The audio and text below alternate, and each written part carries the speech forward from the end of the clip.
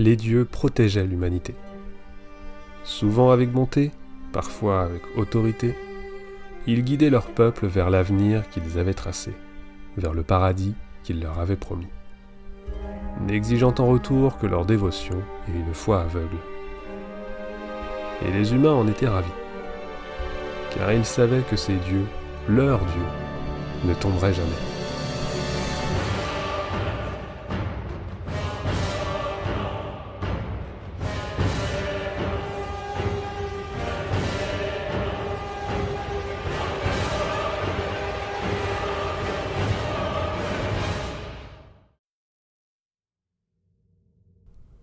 Lorsque les humains revinrent sur la péninsule d'Or, en 205 avant l'Exode, ils s'éparpillèrent sur le continent tyrien, notamment en Crite et vers ce qui deviendra le royaume d'Ascalon.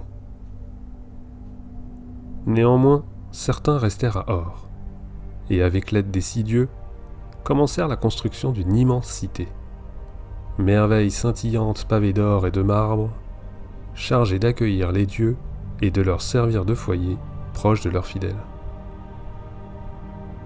Cette cité fut nommée Ara, la cité des dieux, et en son cœur les dieux pouvaient s'y reposer en toute quiétude.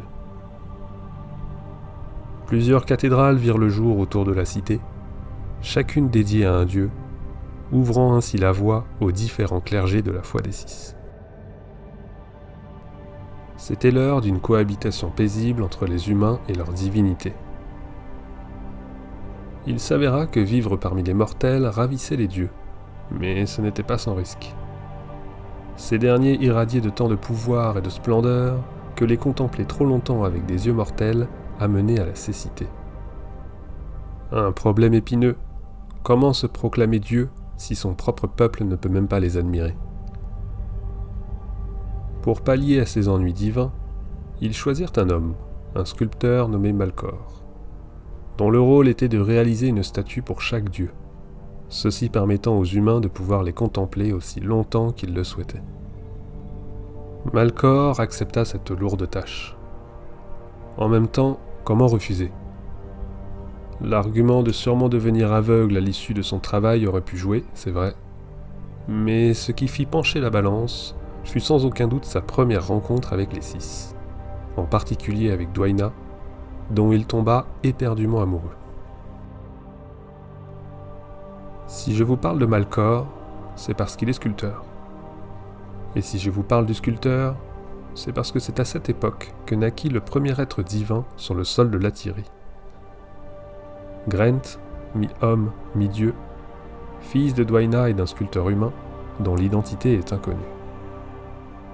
Suspicieux, n'est-ce pas? Oui, on peut supposer que le père de Grent est Malcor, mais cela restera l'un des plus grands secrets de la religion des 6. De la jeunesse de Grent à Or, nous ne disposons d'aucune information. Les premières traces de son implication dans la vie de l'Atyrie proviennent d'un événement qui allait bouleverser le panthéon des dieux humains. À cette époque, Doom, le dieu de la mort, était toujours considéré comme un être cruel. Il gouvernait dans son royaume de l'outre-monde et se repaissait des âmes des morts, interdisant ainsi toute forme de résurrection. Attendez une minute, qu'est-ce que c'est que cette histoire de royaume? Petite explication. Chaque dieu dispose d'un royaume au sein des brumes, chacun ayant sa spécificité, mais nous n'en connaissons que 4. L'outre-monde, le royaume de Doom, où les âmes des humains se rendent après la mort, en attendant d'être jugés. La fissure du malheur, le royaume de Balthazar. Terrain de guerre contre son demi-frère Menzies, qui aspire à prendre sa place. Pour rappel, Balthazar est arrivé en Tyrie en tenant la tête coupée de son père. Il existe donc un bel esprit de famille chez le dieu de la guerre. Le royaume du tourment, le royaume d'Abaddon, où sont envoyées les âmes corrompues, bannies de leur monde d'origine. Et enfin le domaine perdu de Melandru, qui reste à son image, une magnifique forêt verdoyante. Dwaina Elissa possède également un royaume, mais nous n'avons hélas aucune information à leur sujet. Les dieux étaient donc capables de naviguer entre la Tyrie et leur royaume dans les brumes sans contrainte.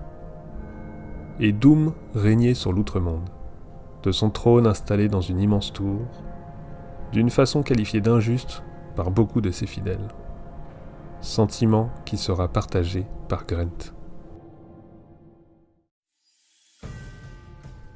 Ce dernier était résolu à le défier et à mettre fin à son règne.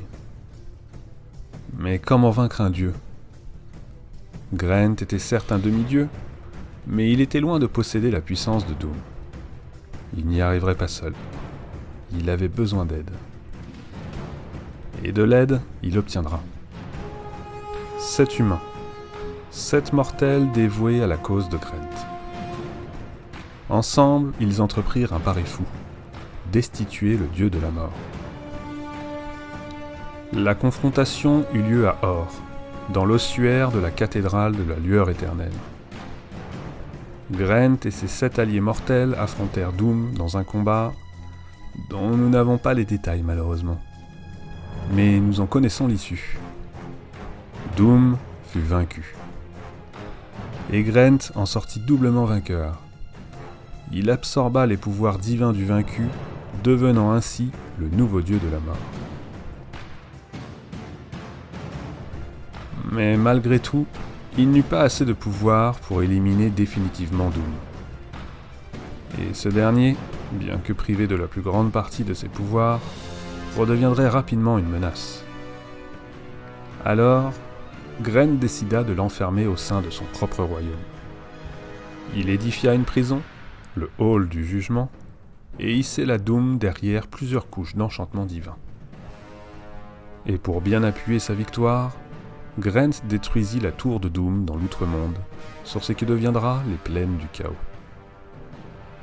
Le dieu déchu aurait ainsi l'éternité pour contempler sa défaite, et on ne vit plus de traces de lui pendant plus d'un millénaire.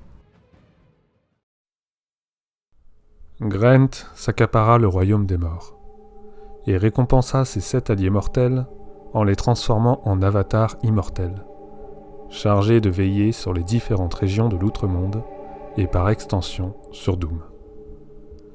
On les appelle aujourd'hui les 7 faucheurs de Grent. En devenant l'un des 6 dieux, il eut également droit à sa cathédrale à Or, la cathédrale du silence. Et son culte commença à prendre forme, avec beaucoup plus de bonté et de justice que son prédécesseur. Les âmes des morts purent arriver convenablement à destination dans l'outre-monde, et la résurrection des morts, ainsi que la nécromancie, était devenue possible. Et Malkor dans tout ça. Sa légende est connue pour sa fin tragique. Il accomplit son œuvre, sculptant les dieux un par un, gardant la statue de Dwyna pour la fin. Mais arrivé à ce stade, et à force d'observer ces dieux avec minutie, il avait déjà perdu la vue. Il sculpta son ultime œuvre aveugle, avec le visage de sa déesse ancré dans sa mémoire. Et quand il présenta la statue à Dwyna, cette dernière lui permit de toucher son visage pour vérifier que son œuvre était parfaite, avant de repartir vers le cœur d'Ara. Seul et aveugle, tourmenté de ne plus pouvoir contempler celle qu'il aimait, il se jeta du haut de la cathédrale de Dwyna, dans un endroit que l'on nommera par la suite le Sceau de Malkor.